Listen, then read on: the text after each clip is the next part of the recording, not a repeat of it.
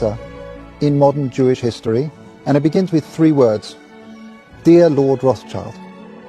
Dear Lord Rothschild, I have much pleasure in conveying to you, on behalf of His Majesty's government, the following declaration of sympathy with Jewish Zionist aspirations, which has been submitted to and approved by the Cabinet. Why was it that this letter was sent by the Foreign Secretary to your great-uncle Walter? It's an interesting question because it was primarily a movement from Eastern Europe, but they didn't clarify who was in charge of that movement. And in addition, it was, after all, in Great Britain. So they felt that the Rothschild family should be the one to whom it was addressed.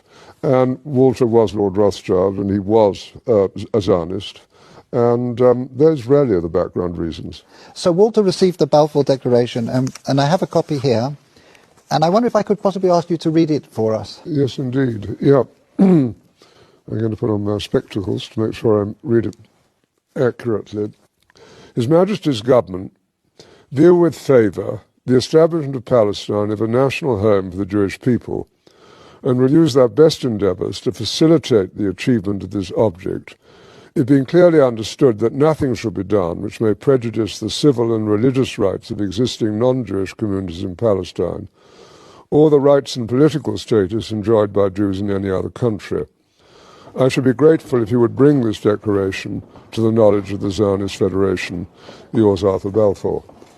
And here it is, the Balfour Declaration. What do you feel when you see it here? I genuinely feel it's one of the most extraordinary moments in the history of the Jewish people. If you think it took 3,000 years to get to this.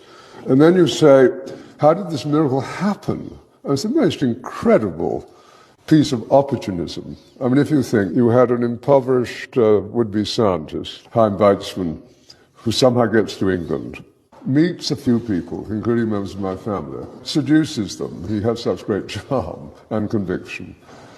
He gets to Balfour, and he unbelievably persuades Balfour and Lloyd George, the Prime Minister, and most of the ministers, that this idea of the national home for Jews should be allowed to take place. I mean, it's so unlikely. And then he starts to fight a difficult battle with the British cabinet, and this letter goes through